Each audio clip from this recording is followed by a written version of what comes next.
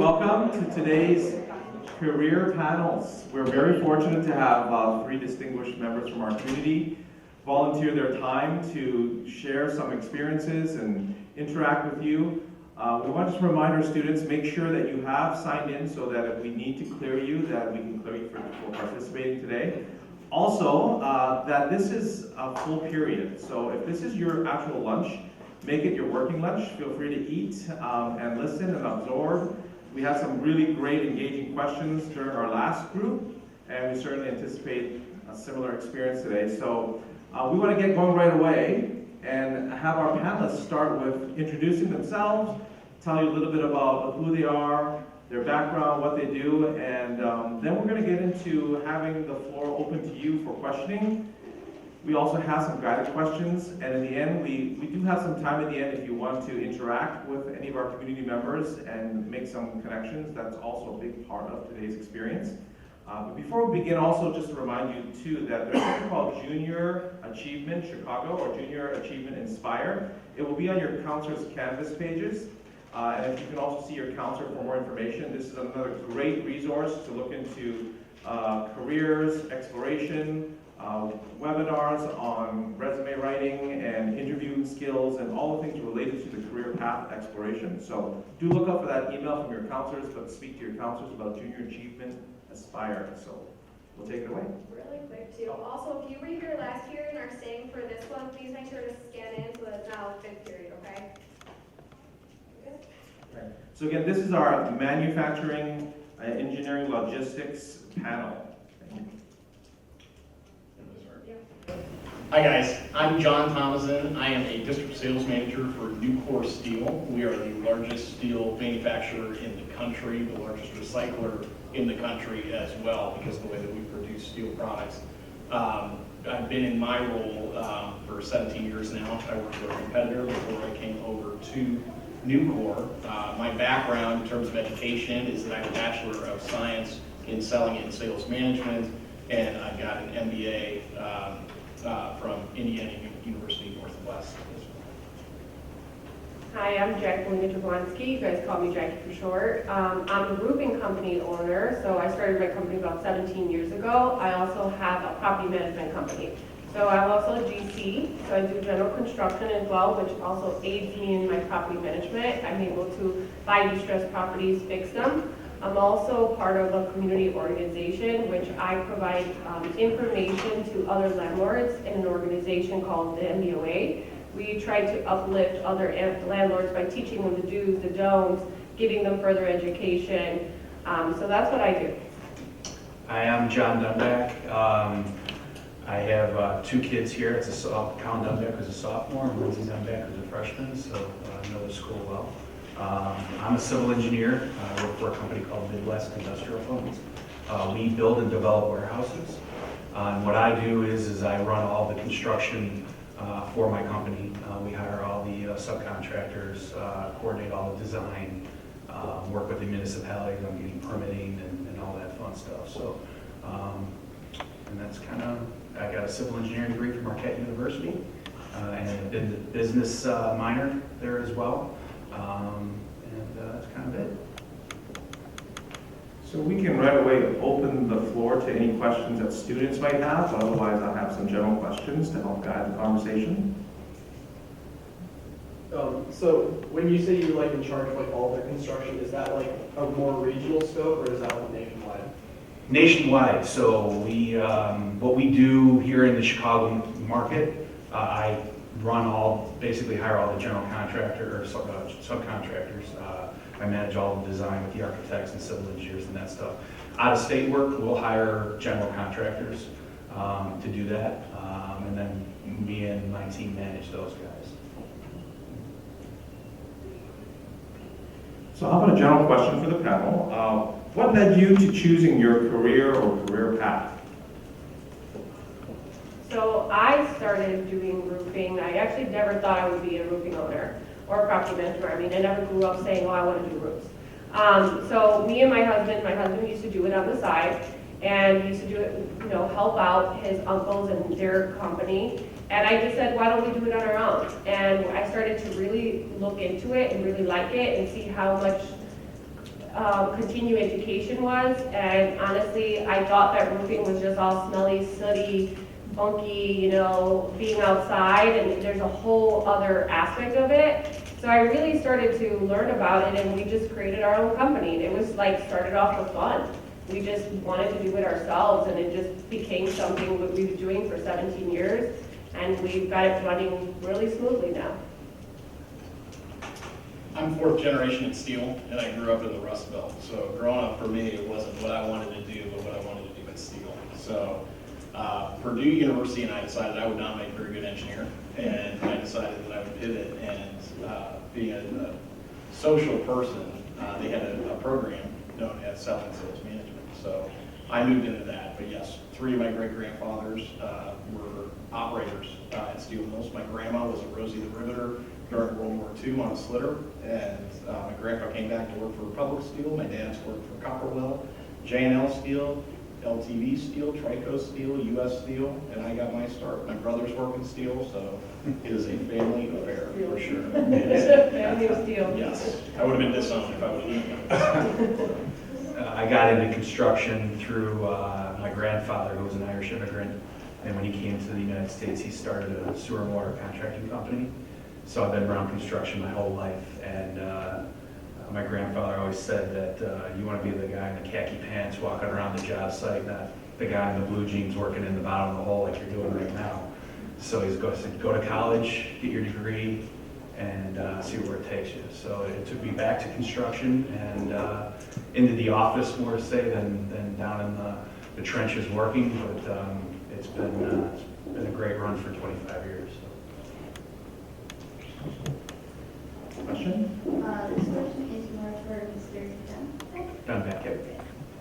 In terms of the architects you work with, which do you prefer, like at home or office, or like field architects?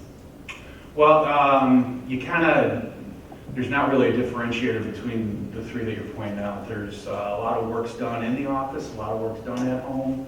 The architects come out every so often to do and review things. The program that I manage is called Design Build, and that's more of a general contractor-led situation in the sense of the design model. So the architects that I work with are more led through what I want to convey to them in the sense of the construction and stuff. So where I think your question is where do I like working with people who work from home or work from the office? Is that kind of what you're asking? Yeah. I have mixed. I mean, there's people that are working from home that are my landscape architects that live in Ohio. And I have architects that are in the office here in the Chicago market that, you know, I work with every day as well. And then sometimes people get on a plane to come to the job site or the projects that we're at. So we're in a very virtual world. So it doesn't really matter where they are in the sense of where they do their work. It's kind of more of how we get the job done and collaborate together. Okay. Question? I don't know if any of you said this, but like, what were your majors for college? I know you said like where you went, but what were like the majors and minors or? Mine was civil engineering and minored in business administration. I was actually a speech pathologist, so totally different career choice that I wound up taking. I have a BS in selling and sales management and my MBA. All right, can you talk a little bit about what your day-to-day duties are and what skills you would recommend students hone in on who are interested in your career? So my day-to-day duties is managing a lot of people, managing a lot of time-sensitive materials in the sense of getting permits approved, getting drawings done so that we hit certain dates, so we can get these new construction projects moving forward.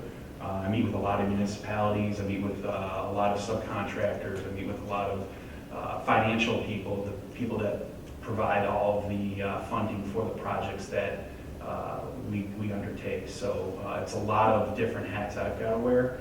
The thing that I would definitely recommend in my field that you guys pay attention to is obviously math and science. Those are definitely two skill sets you want to hone in on.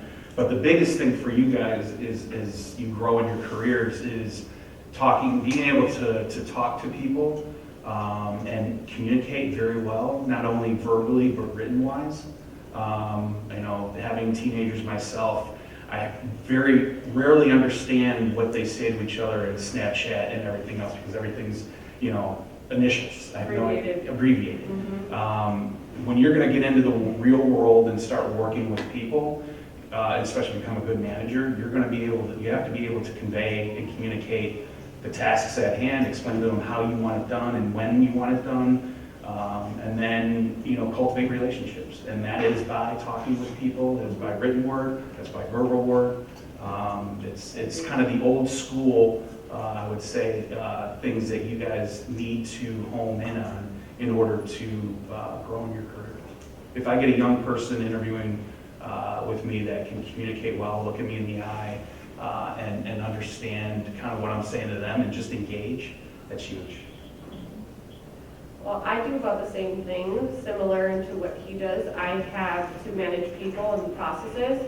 So my biggest responsibility is making things get done as well. I also do every process, every documentation, every process in our business, every business plan. That's my responsibility to make sure that it's flowing correctly. That's not only in the roofing company, but also in my property management company. I deal with a lot of attorneys. I'm looking at properties. I'm fixing them, flipping them, making sure the contractors are getting the work done. So on both avenues, I'm doing both companies very similar, but still somewhat different. But I do agree, second, going into what you just said, is a lot of it is communication. I know that this generation, we hide behind our laptops and phones and, you know, kind of smiley faces and all these things, but realistically, relationships and talking to people is very, very important to advance yourself in any career that you choose to go into. That communication, being able to discuss things freely and honestly, openly, making sure that you're just aware of what you're doing and getting that confirmation is so important.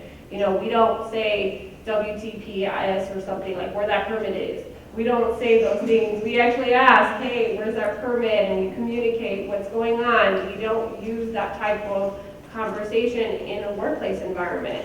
So I would just say, as young kids today, and you guys are trying to look into what your career choice is, also for me, it's making sure that you have fun where you work at too. One of the things for me is I like what I do. I really do. I never thought I was going to own a roofing company and do property management, but I really, really do like it. So I enjoy what I do. And I'm managing a territory, and it really is my own small business, really, at the end of the day. I'm not doing any cold calling. These are relationships that I have with people and I've had for 10 or 15 years. So going back and kind of echoing what has already been said, and the fact that I am in the steel industry, you know, math and science, going back to that, are critical. If you have a strong background in chemistry, working for a steel mill, you're already, you know, a step ahead of everybody else that's out there. But, you know, a lot of my job is travel. I do get out there, I go see customers. My territory is Boston to Los Angeles, Miami up to Fargo, North Dakota, and everything in between. So I tend to get on a lot of airplanes. I tend to meet with a lot of business owners in various different industries. I do sell sheet steel. So I do work with our plants as well. I try to identify what issues people are having with our competitors' products, with our products, and we are problem solvers. So we go back, we work with our engineers as district sales managers and try to find the next great steel or try to find a way to resolve those issues that people are having out in the field with products that are there. So a lot of that does come down to, you know, an evolving industry. Steel is notoriously dirty as an industry. You know, and the company that I work for, part of the reason I went to work for them, is that we are a recycler too. We are not digging coal out of the ground. We are not digging iron ore out of the ground. We are crushing cars and remelting them down to make more cars and washing machines and things like that. So in terms of what you guys can really look forward to, what you should do, math, chemistry, make sure that environmental is going to continue to be a big issue over the years, and it's going to become more and more important to customers and to everybody. Yeah, I have a question. Since you would say that you both do property management as well as roofing company, how do those coincide with one another? Well, both of them are managed in the same office, just one on one side, the other one on the other. How they coincide as a roofing contractor and general contractor, I'm able to fix the properties at a huge discounted price where I would have to pay a contractor what their prices are. I'm able to subcontract a roofing contracting company and keep them both busy. So I'm able to buy distressed properties, use the roofing company, GC company, to fix them up. So that's how they kind of coincide with each other. They are not always coinciding with each other, but it's still contracts that I'm doing because on that point, I'm still buying properties, reselling them, or I'm leasing them. And on the roofing side, it's very similar because I'm fixing other people's houses, having contracts, and making everything nice as well. So they kind of coincide. I mean, it kind of just was two different things, but I started doing both.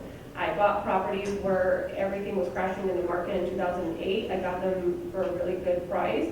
And it's just something that I just started liking to doing, and I started really realizing that my investment and my money was better spent put into a property where I'm paying it, I'm going to get this value back.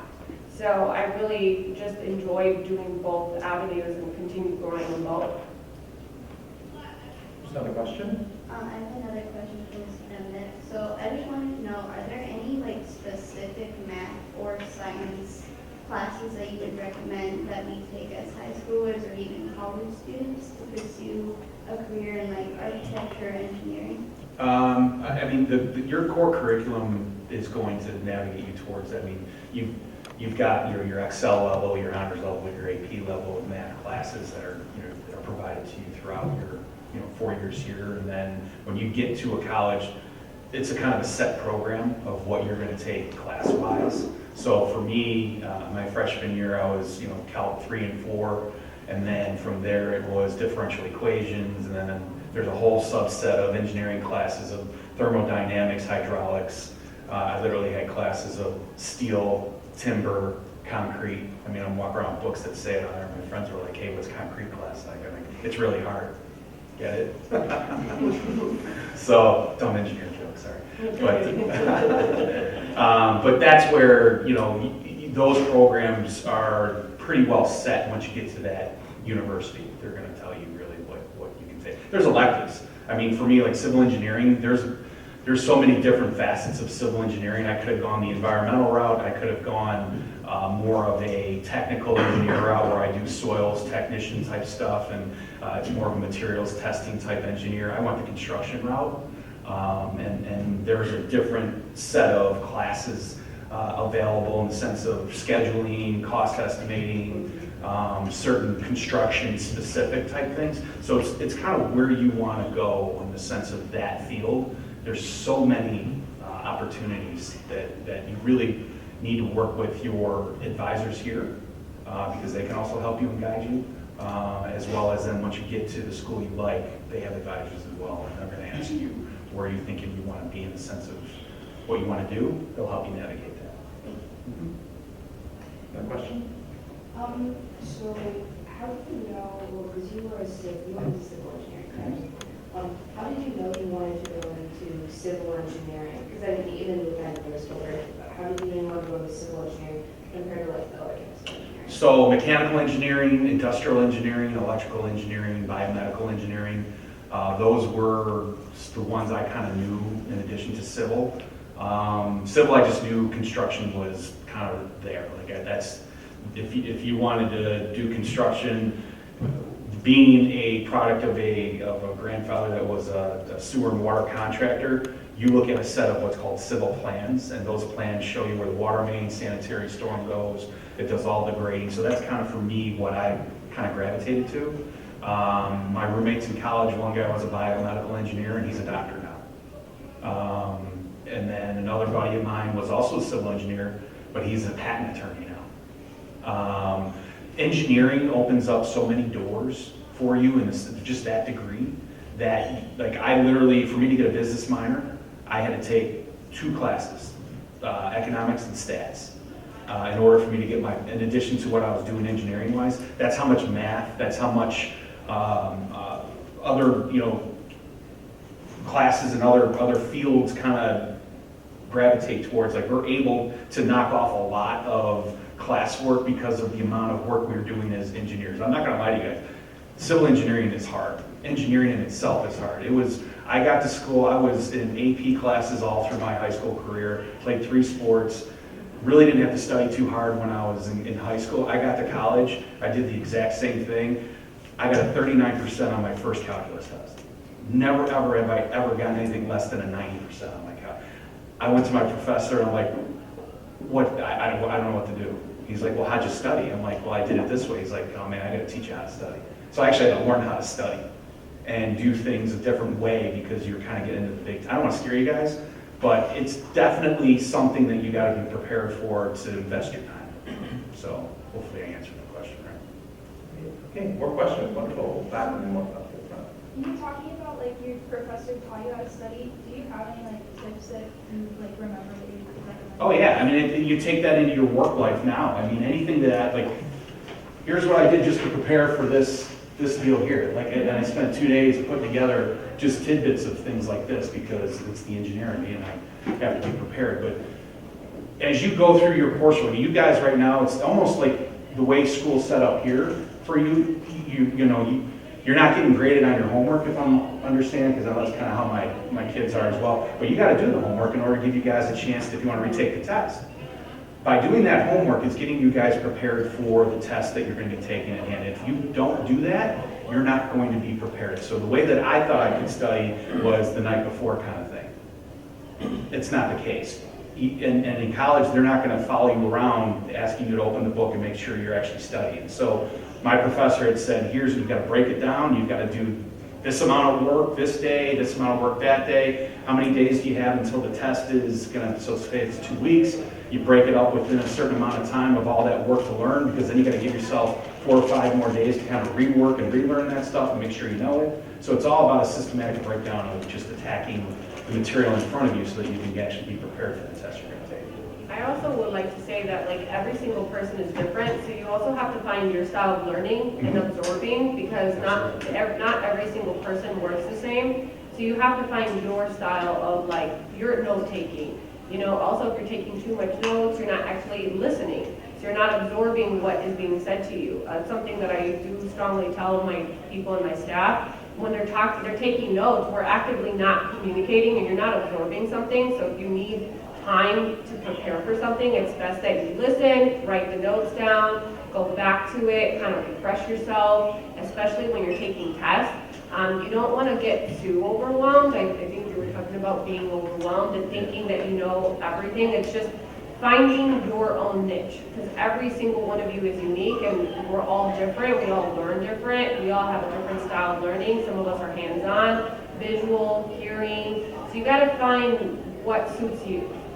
Do not be afraid to ask or seek out help. Oh, you hit the nail on the head. Okay, Yeah. because that's the one thing, especially for people that aren't, John, you said it, if you're a high performer today and you get to college and you're like, I don't know what happened, understand that it's just different, but it's kind of a relearning, and you don't have people pushing you behind you all the time to make sure that, oh, did you get this done? Oh, do you understand this? Oh, don't be afraid of this. And you'll find, especially in college, that whether it's other students or it's teachers, it's professors, they will help if you ask, but don't be afraid to ask. If you just sit back and you're like, oh, I'm gonna figure it out on my own, that's probably the first step to do. Yeah, I learned in college to really cultivate relationships with, I played baseball in college, and most of my friends are outgoing sports types, but in engineering, I was in a different kind of group of other kids that were, my kind of, mentally I was on the same level, but socially I was a little more outgoing. And what I learned to do was leverage the relationships which I had with my engineering friends and find study groups that I was working with, and man, did I meet a lot of great people and stuff other than who I had on the baseball team in the sports world. So it's kind of like, that was the other piece of it is managing and finding friends that may know a lot of material more better than you, and then you know some stuff as well, sharing ideas and growing with each other in the sense of communicating and learning together, and then leveraging your teacher's assistants and once you get to college, I mean, there's opportunities here, like all of your advisors and teachers, and I'm sure there's a help program. You know, if you're behind in a class, you can go and get some extra help, like all that. Leverage that now and leverage it in college because it's all there for you to use. Can I touch on something though too? I know everybody's asking about how do you pass and how do you be perfect. You know, I also want to contribute saying that mistakes are necessary. Those big mistakes that you make, like he said, he made that mistake and he didn't pass that class, but then he went to the teacher and he learned something for it. I think a lot of people, and that's something that I do an advocacy group for other landlords, and I try to teach people. A lot of the times your mistakes are your biggest learning lessons. Yes. They're huge, they're detrimental. Don't try to pass those. Don't try to just try to be perfect all the time. It doesn't exist. There is no existing, there's no one person in here is more better than the other person. We're all uniquely perfect, imperfectly perfect, right? So you have to just find like that those mistakes that you're gonna make in life, they're teaching you something. I always like to say, don't get bitter, get better. So when you go through a mistake, it's teaching you something. What did you learn from it? Take that second back, absorb the learning lesson that it's teaching you, and learn to move forward. Because if you are always trying to do everything, you're going to overwhelm yourself. You're going to hit exhaustion. You're going to get burnout. That's true, essential to even us as adults. We make mistakes, I make mistakes, and I learn from them. They teach me what to do next. What did it teach me? What did I learn from what I said that was wrong? How do I fix that document? I forgot, I missed that. I forgot to add that in. Let me go fix my contracts. Let me go fix my leasing. It teaches me something. So I think though that's very essential for you guys to be taught that very early on. I mean, I have 2 kids here too, and I tell them it's okay to make a mistake. Don't be hard on yourself, and also the way you talk to yourself. Don't use bad words to yourself. You know, when you do that and you hear other people hear that, like if you call yourselves names, you're letting that open invitation to your brain. It's feeding you, it's fuel. And you're letting others be able to treat you in that same demographic. Don't allow that. You have to be like, it's okay, I'm okay. It's all right, I'm still great, I'm still awesome, I'm still amazing. This is just a mistake, I'll do better the next time. And I think that empowerment and just being able to look at the good in everything is what's going to continuously uplift you. Because it can be hard on your own, doing all these things, figuring out what you want your careers to be, or, you know, going to, you know, even in high school, you know, it's very difficult. And if you are not nice to yourself, it's going to be a harder road. You had a question right up here? Yeah, I was wondering, how do you guys either plan or already have a plan set for the future of AI and ensuring that your jobs are protected? Okay.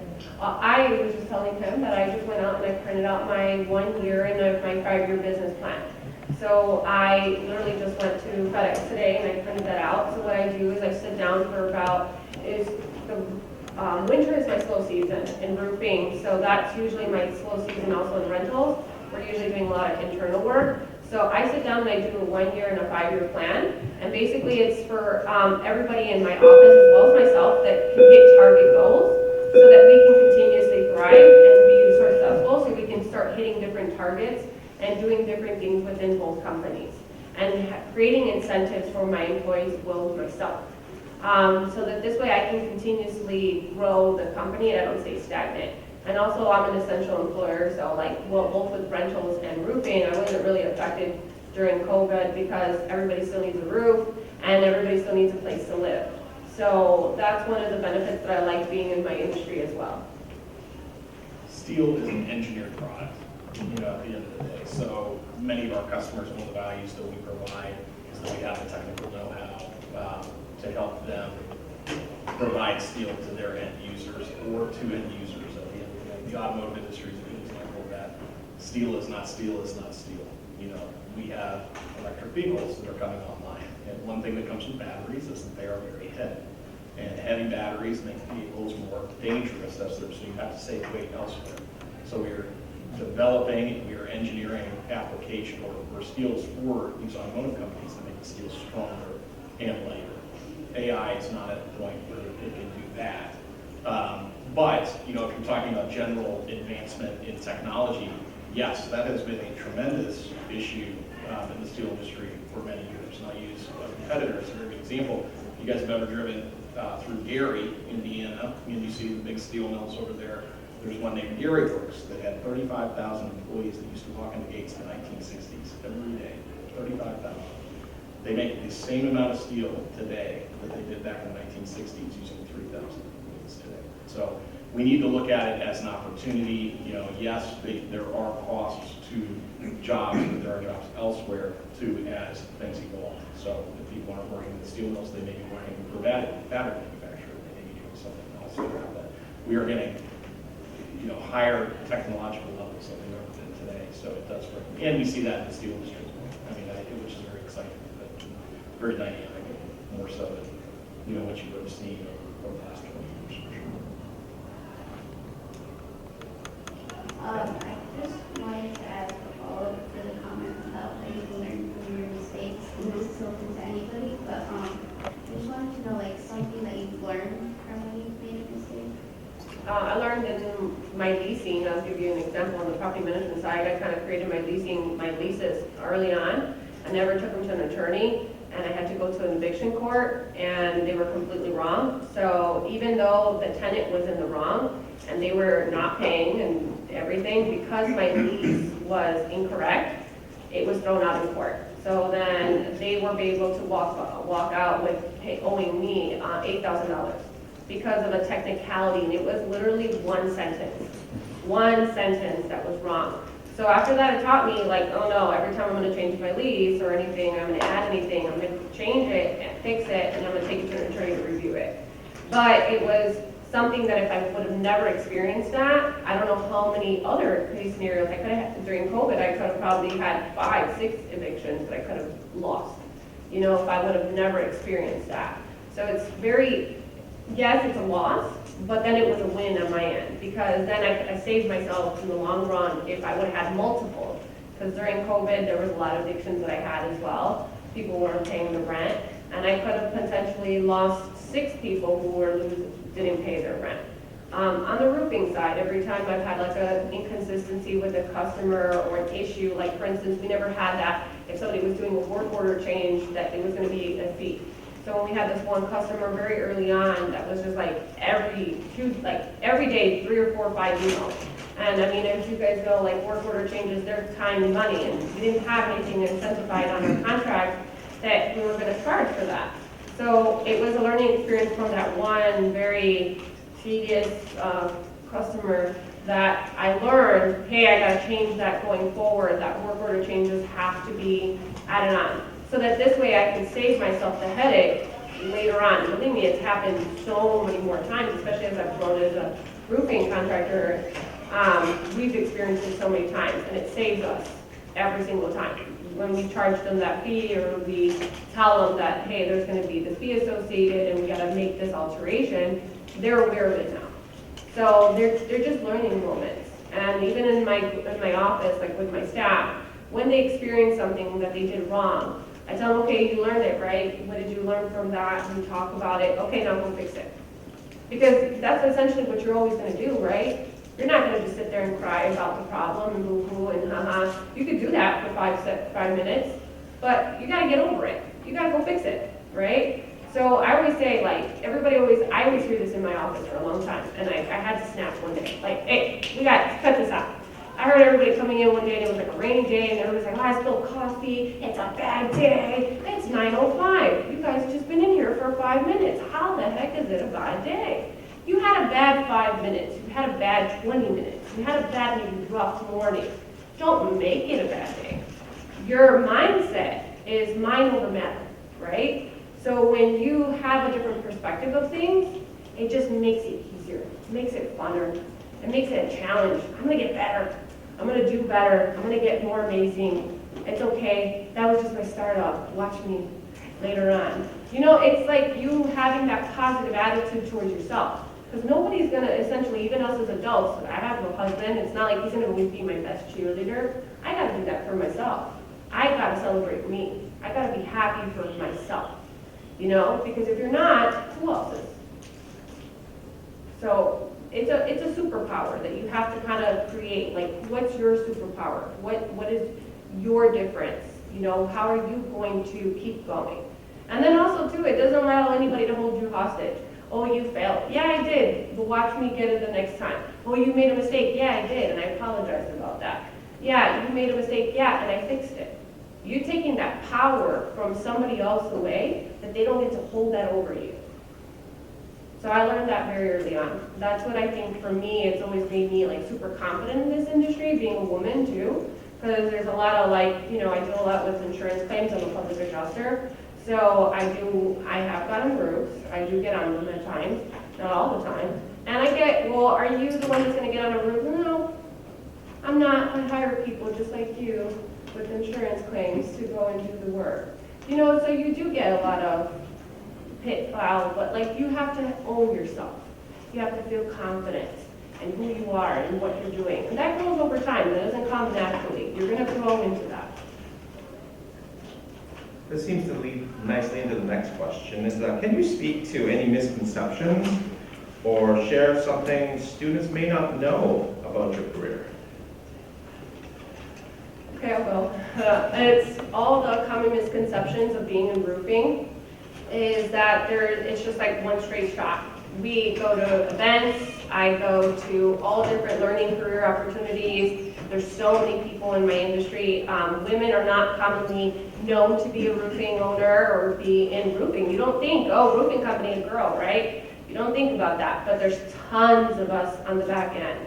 And there's so much continuing education, and there's so many things because we deal with engineers too. We deal with architectural drawings. We deal with permits. We deal with the city. We deal with neighborhoods that have to be preserved. There's so many different avenues of it, and there's so many different branches that you can go into roofing. You could be just a person that does shingle, roofing, and flat roofs. You could do clay, tile, stone, metal, steel. I mean, there's tons of different options out there. So it's something kind of missed in roofing, in the roofing industry as well as all the continuing education and how much it advances continuously. A lot of the trade shows that we go to, they're super fun. There's women panelists on there. There's all these different continuing education and opportunities for advancements like claims and doing insurance claims and being a public adjuster. As well on the real estate side. You know, I have my realtor's license, I flip properties, I have property management, I am part of a bigger board that I continue education. So it's kind of missed where people don't realize how much opportunity there is there. It's kind of overlooked in a certain sense. I really do like it though. I like both avenues and how much opportunities there are for me. I can't tell you how many times I've heard it. We still make steel in the United States. Always Absolutely. gonna need it. It is alive and well, and it's not going anywhere anytime soon. We still make steel, we still make things in this country, you know, and it's really evolved and it's changed and it's getting better and it's getting more exciting than it's ever been before, you know, through changing technologies, through the requirements that people have. We talked about environmental earlier. That is the big thing right now, ensuring that, you know, we are making sure that the environment is going to be better than we're leaving better than we had before. So that is, we are developing steels today, green steel technologies. You know, Nucor is really at the forefront in looking at investments in that. We've partnered with a company that is actually developing mini nuclear reactors for our plants to actually power to make steel in electric arc furnaces. 45 minutes of power generation uses as much as the city of Phoenix, Arizona in a day. So for us to make steel. So having, you know, access to greener technologies, whether that's wind or solar or even nuclear to some degree, is going to be helpful. I used to. We use them on lintels, on beams, on parts of the roof, your chimney linings. So we use it too. So it's always going to be around. You need it part of your house. It provides support and structure. Like if you guys ever open here in these HGTV shows, right? When we want open concept, what do they always say? You got to put a beam, a steel beam to hold that up. So it's always going to be needed, especially in my industry. I don't know if you're- Every warehouse I've built, if you don't have steel columns, bar joists, or roof deck, you don't have a warehouse. So Yeah. that's what I know. What are some of the favorite parts of your career, things that you really love about your career, and maybe even some things that you'd like to see done differently that you may not like as much? For me, I mean, it's working with people.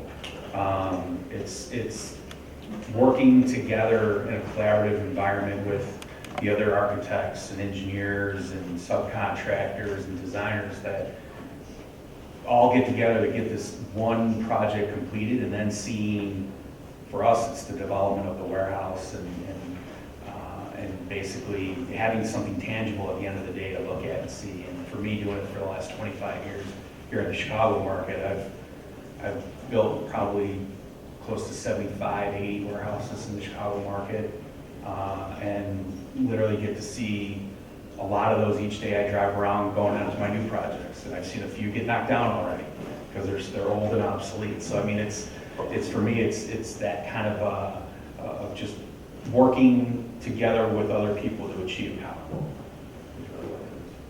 I second the networking, the communicating with other people. I like talking. I also like educating. So one of my main things in both career points is education. It's educating homeowners. A lot of roofing companies have like a bad rep for them because they're always trying to get people just to buy a whole new roof. Like you go out to your house, you have a little leak, and they're like, oh, you need a new roof. A lot of contractors are based on that, not my company. We educate homeowners. They're 95% of the time we can repair it. So we like to educate our homeowners on what the do's and the don'ts and what cheap material is, the wrong things to do, as well as in the real estate part of it, property management. My whole thing is advocacy and trying to teach other landlords, other people, or people who want to buy a house. I'm trying to teach them how to buy a house, what type of loans they can get. So that's one of the favorite parts that has led me in my career choice is advocacy and teaching other people. I really like that part. I love being able to walk around and actually see something that our steel went into. I handle a lot of OEMs, and I know what that product goes into, and I buy a lot of those products at my house to have them. In terms of things that you know, real difference, you know, during the pandemic, one thing that came up were medical bed shortages. And one thing that we did, and we did it to make sure we pushed through to build more medical beds during the pandemic, to make sure the hospitals had them, was we moved Stryker Medical Group to the front of the line and started making steel within 48 hours so that they would be able to build medical beds to actually get the hospital. So things like that, you know, in terms of issues that we have, things I would like to see improve is, you know, steel is not a super exciting industry, you know, and it's hard to attract people to get into it. It's also very difficult to find people that want to work in a steel plant or want to be welders or want to be, you know, we need people to do these jobs, and we're short everywhere. And we need help everywhere. We need good engineers. We need people that are excited about math and science and are willing to go do those. They are great paying jobs. The mills are dirty. They are dangerous, but, you know, we put safety at a top priority, and you know, again, things that are evolving and changing. We have entire safety groups that have been built at our plants to do improvement on a day-to-day basis. So if you want to be a safety engineer, you be a safety engineer. You be an environmental engineer, we have environmental engineers. Mechanical, material sciences, like these are all things that we hire for, and there are never enough.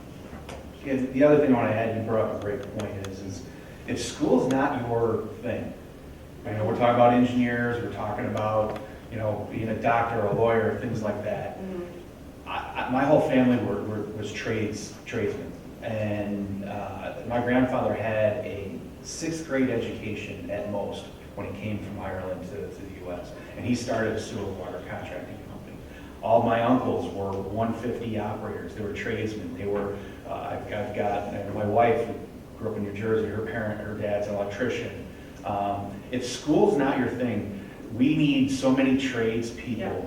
We need, you know, pipe fitters. We need plumbers. We need electricians. We need guys that operate cranes and machinery. That is a fantastic career, and families are raised on those types of careers. Guys and women make great money doing it. It is so school's not really. I mean, obviously get done with school, and I have a cake.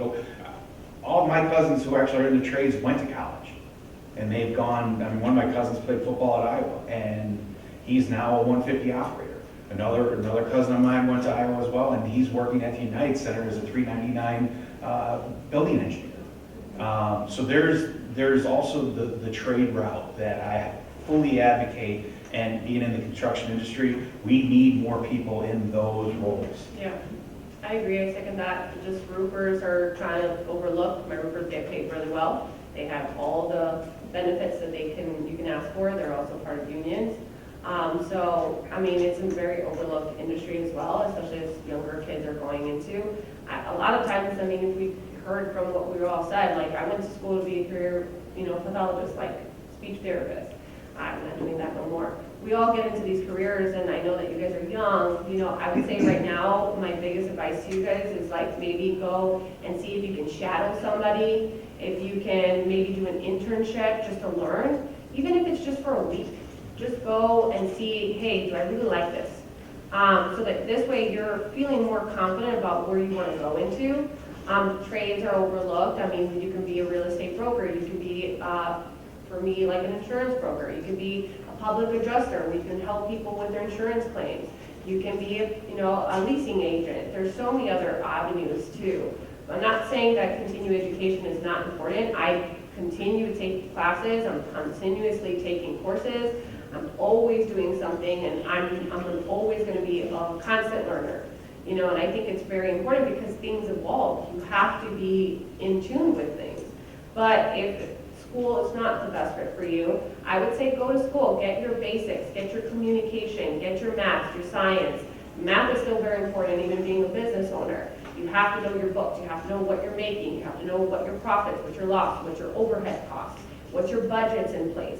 So like that's still important. So I was always excellent in math, always continued doing that, always got everything that I needed. You could do business management. I don't want to do everything anymore myself. I want to let somebody else be able to run my business so I can move on to other things.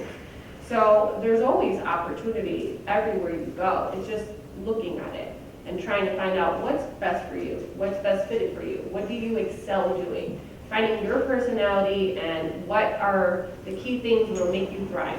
If communication is one of them, are you a little bit more quiet, a little bit more shy? Is it you like to draw? Maybe architect is good for you, engineering. So you just have to find what are your keen skills as an individual and excel them. Get them to be magnified. And if there's something you're really interested in, there are a lot of, especially manufacturing businesses that have developed training programs that you can seek out if there's something specific. Nucor has something called the Nucor Technical Academy that's located in Tuscaloosa, Alabama, where they pay your travel, your living, you go to school half the day, and you actually work in the plant the other half, and upon successful completion, you have a job at the end of the program. So, these are things that Nucor's not alone. There are many companies out there that are doing that kind of in lieu of college, if anybody was interested. Yeah. Anybody want to come to my office and file and help me do things, I'm open for you guys to come on over, get you guys working, get you see things, take you to the properties, see firsthand. I do this with other people that want to learn. I do this with other landlords or people that want to learn construction. My whole thing is continuing education and helping and advocacy to people. So if anybody is interested, feel free to reach out to me as well. I'll have you walk around and talk. You can ask me questions.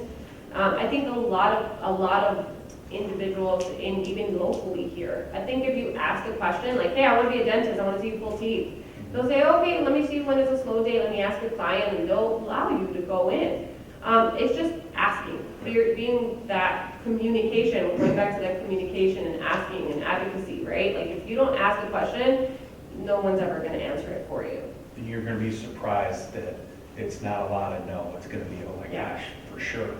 Yeah. I mean, when I was asked or got the email for this, I jumped right at it. I love opening up what I do and having you young minds kind of absorb it and see what we do, because your eyes open pretty big, like, wow, pretty cool. Question in the back, and then back to the Did back. any of you intern anywhere that you found helpful? I did, yeah. When I was at Marquette, I did what was called a couple things. I did a co-op program, so my junior year of college, I was able to work with a engineering company that did municipal design that led me to realize I didn't want to be a design engineer and sit behind a computer drawing stuff. I'm more of a people person. So that led me to looking at the construction management aspect of things. And then I thought I wanted to possibly get into financial planning as well. And I kind of interned, spent the Christmas of my junior year or senior year working with my uncle who was a financial planner, and I realized very quickly I wanted to be an engineer. So, okay. I actually interned at the charter schools. I actually started off and I wasn't supposed to get paid. And then I was so well within 1 month that I was the first young person that was being paid, and I was helping them open up new schools. So I was actually running the whole office at 16 years old. So that was like my first, I guess, introduction of me being like a boss. Like, I get to be in control. I really liked it. So that's why I think I just knew that I always wanted to be my own boss. I just didn't know when the opportunity was going to come. Just because it was so much fun. It was a lot of work. Helping them open a whole school and starting like the enrollment for like, new parents and stuff like that. But I just had it in me where I was just like, okay, I saw a problem and I fixed it, saw a problem and fixed it. I'm a big problem solver. And I just continued to excel, and I did that all the way until I was like 20 years old. So I helped them open about 12 different schools. So every summer, those were my projects. So I just like 100% honed in on them for 4 months and helped them like get everything ready to open up the school for the new school period. I interned 2 summers at U.S. Steel Chicago Sales Division. So I literally started filing papers that first summer to the point where I was a full-fledged inside salesperson by the end of the program. These are all wonderful questions. I think we have time for maybe 2 more. One here and then over here. More questions. I just have a question for Mr. Dunlap. Are there any places you'd recommend interning if you want to be like an architect? Oh, yeah, we could talk after. I'll give you my card. And there's a ton of places. This is kind of jumping back to before, but about class day, math and science and stuff, and that for engineering, how important is English in like the balance? Because like with school, you got to balance taking certain classes. So how would you determine like A lot. I mean, your written composition. So to go back to like your failures in college and things that was another failure I had where my first essay of my freshman year, all I had on the top of my page of the essay I wrote was "Please see me," and so I went and met with my teacher and she said, "What's your major?" I'm like, "Engineering." She said, "I thought so. You can't write." So I quickly learned that, and just now, like written. You write letters, you write applications, there's narratives you gotta write on things that, you gotta explain yourself to municipalities, you gotta explain yourself to capital partners in the sense of what projects you wanna get financed and stuff like that. So English plays a huge role in your day-to-day life of what I do in the sense of communication and just written words. So I would suggest definitely paying attention in your English class. It does as well with me because I'm doing contracts and Yep. leases and communications in regards to permits, bonds, all that stuff. So it's a huge thing because a punctuation mark can change and alter how somebody's perceived what you just said. Correct. Yeah. Well, that's our time for today. Panelists, we really appreciate your time and opportunity to share information with us. Good that we give everybody a hand before you go. If you want to reach out and speak with any of the panelists before you head out, we'll let you pass with the class. But otherwise, thank you for being here.